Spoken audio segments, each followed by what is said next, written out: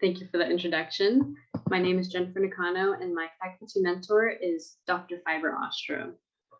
And we are also joined by George in her office. So anyway, what is this project? So my honors project was a 37-page legal analysis of how the Supreme Court, federal courts, and state legislators address pregnancy discrimination. And I initially started this project by looking into reproductive rights and abortion and that sort of thing. But then I was fascinated by this case, United Automobile Workers versus Johnson, wherein in that case, workers were being discriminated against for their potential to get pregnant. They were being fired if they were not sterilized because of the high exposure to lead in the area. And so this got me considering the workplace as sort of the new frontier for women's rights, because the evolution has gone from, asking or demanding the right to vote to being able to work the same amount of hours as men and working in those spaces. And so now this project is considering how women are treated when they take on more masculine roles, like when they become police officers or work in factory jobs.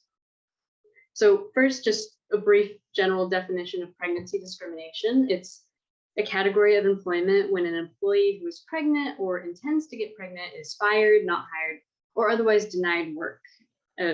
Pregnancy discrimination, being discriminated because they are pregnant.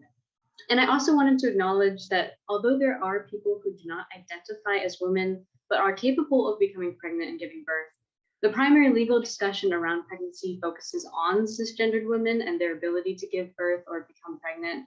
So the analysis will exclusively look at pregnancy and pregnancy-related issues as they present in women and employees, since that's where most of the academia is. And it will use the phrase pregnant women rather than pregnant people. And it's also important to acknowledge that this still excludes non-traditional families or non-normative families with gay, lesbian, or transgender parents.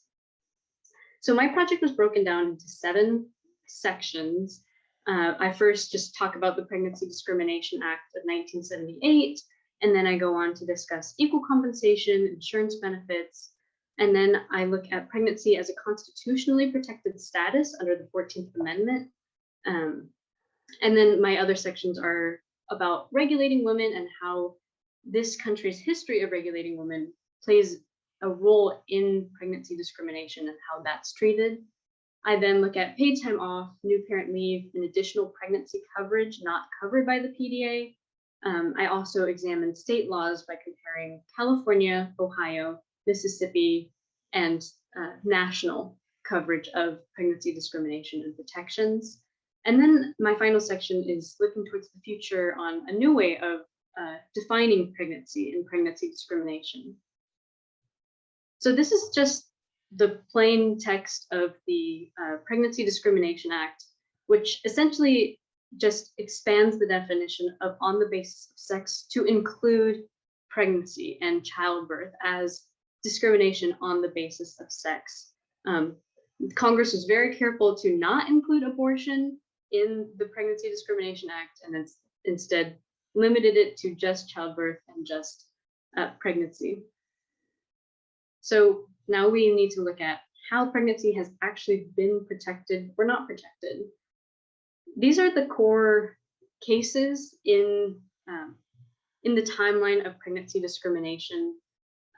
Geduldig and General Electric were the first sort of cases that asked this question of pregnancy discrimination. And Geduldig examined it from a constitutional stance of the 14th Amendment, and Gilbert examined it from Title VII.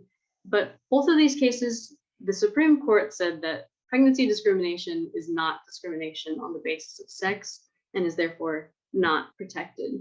And so in reaction to that, Congress passed the Pregnancy Discrimination Act of 1978 in order to ensure that pregnancy discrimination is classified as discrimination on the basis of gender or of sex.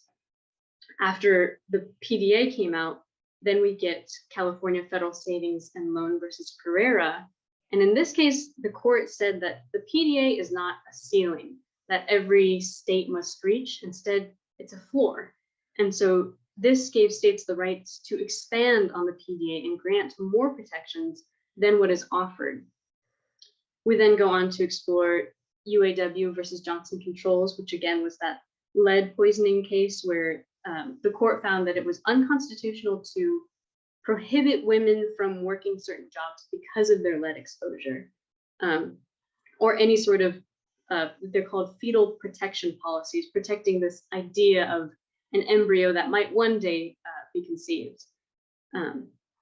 Ames and Hicks are both state Supreme Court cases, and they sort of examine where we might be going with pregnancy discrimination.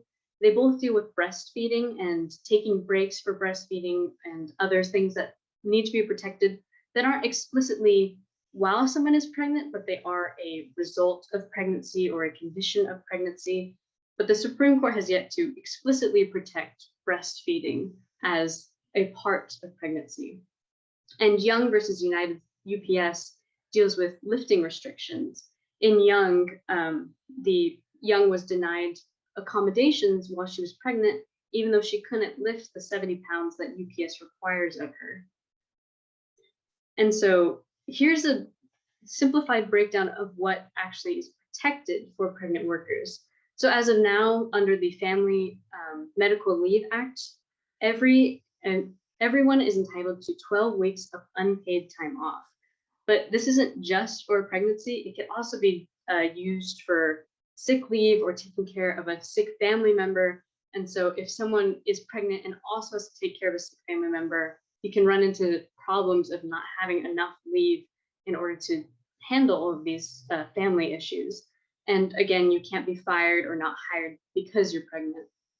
And things that the courts have been kind of questioning, but haven't actually made it up to the Supreme Court, are things like morning sickness, breastfeeding, and with Young versus UPS and accommodations for lifting restrictions, the court didn't explicitly say that lifting restrictions should be granted reasonable accommodation.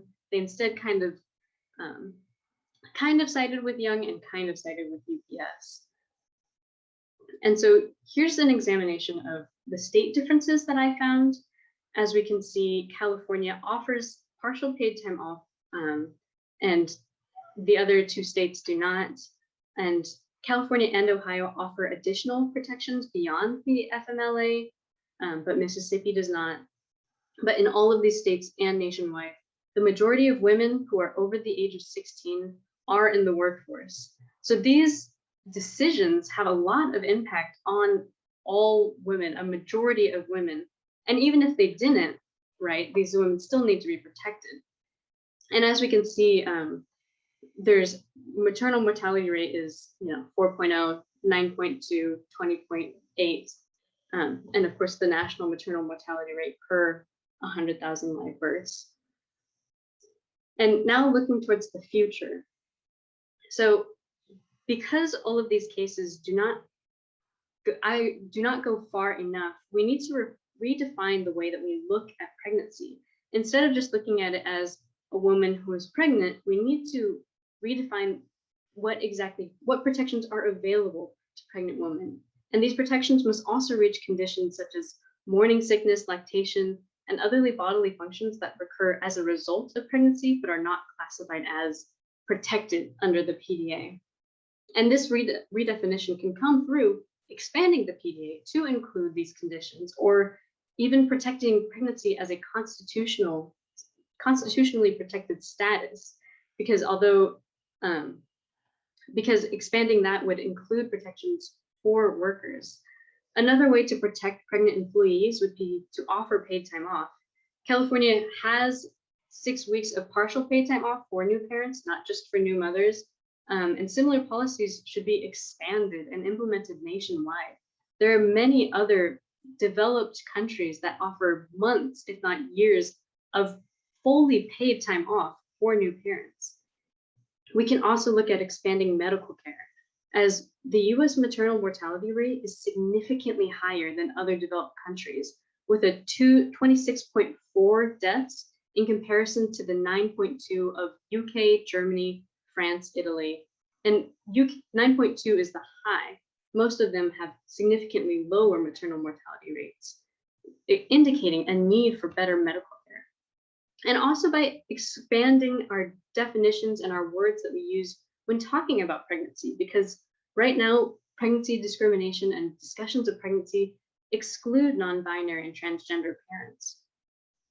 And also looking at the present, although there's not a lot of research right now about the impact of COVID-19 on pregnancy, there has been a stark increase in pregnancy complications such as stillbirths or maternal deaths.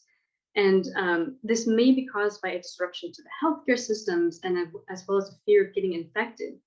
And so there's still a lot of research to do in this area, but it overall indicates a necessity for more expansive protections.